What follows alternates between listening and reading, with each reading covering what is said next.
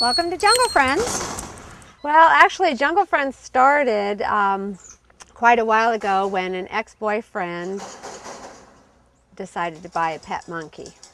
I talked him out of it for about a year, and then he ended up buying a pet monkey. So I kept the monkey and no longer had the boyfriend. I kind of call her a going away gift. He said, take that monkey and go away. The monkeys at Jungle Friends all came from, most of them were expats.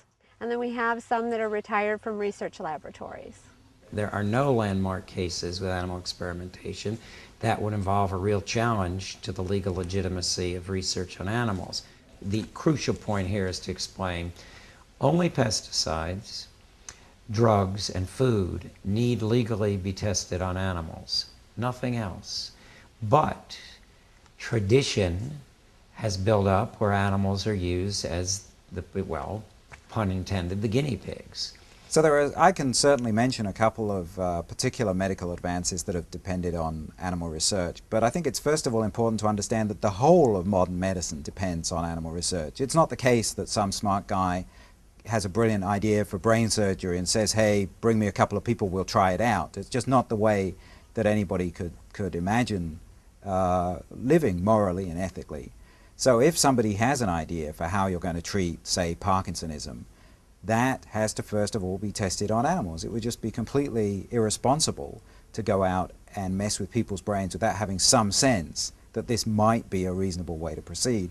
You do not hear, when you hear the biomedical propaganda, research community's propaganda, that by FDA statistics, 92 out of 100 experiments in which drugs have been approved in research on animals fail when they then test it clinically on humans, because it does not extrapolate physiologically in most instances. When we diagnosed some of our monkeys with diabetes, and I called my vet and said, you know, how much insulin should I give the monkey, you know? And he said, well, I don't know. We only know in humans. I said, well, didn't you study diabetes on monkeys? And so, well, of course we did. And there are some, you know, they're still doing a lot of studies on diabetes in monkeys. But he said, in essence, every time you go from dog to cat, cat to dog, you know, monkey to monkey, monkey to human, you're experimenting again. So it's always, whether it works on a monkey, you still don't know if that's going to work on a human until you test on a human. But over the years, people have developed an understanding of how the human liver differs from, but is also in crucial ways similar to, the liver of a chimpanzee, the liver of a gorilla, the liver of a monkey, the liver of a rat, the liver of a mouse. And likewise with brains, with every other organ, we have an understanding of the degrees of similarity and dissimilarity, and that's what makes it possible to do the science. We don't have human beings of some kind of lesser moral status that we can test medications on. So we have to test them on animals. Somehow humans have separated us from the animals.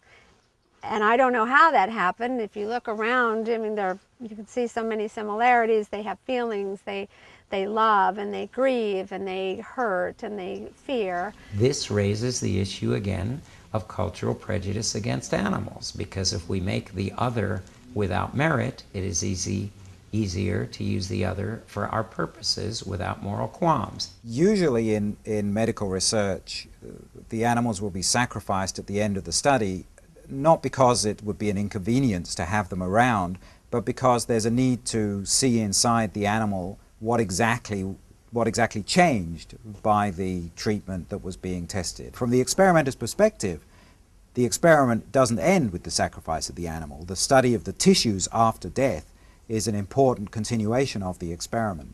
The major problems and the major obstacles for retiring research primates as the research communities themselves, they are not used to it. They typically never did retire them. So this is kind of a new thing that's evolving. So there aren't things that are set in place. There aren't procedures. Our hopes are that the research people will start, when they ask for grants to fund their research, that they also put some money in there for their retirement, because it would be nice if the laboratories and the research community did work toward retiring the monkeys. And I know that it's going in that direction, because I do have a lot of laboratories that do call me. Unfortunately, when there isn't any funding, a lot of times I just have to say no. So you look at the whole range of ways that people impact the lives of other species, and one small part of that is animal research for medical purposes. It's only done in situations where there's no alternative, which cannot be said of eating animals, which cannot be said of keeping animals as pets. We don't have to do any of those things, or leather for our shoes and so forth. None of that is essential. The only thing that could not be substituted for, and that really has made an enormous difference to our lives, especially in the last century and a half, the only thing that to my mind is morally defensible without a shadow of a doubt is medical research that uses animals. But just to be able to see animals as part of us, we're all a part of this whole living, breathing universe. We're all a part of it. With your permission, I'd like to read you a quote from Henry Beston. In a world older and more complete than ours, they move finished and complete. Gifted with extensions of the senses we have lost or never attained. They are other nations, caught with ourselves in the net of life and time, fellow prisoners of the splendor and travail of the earth.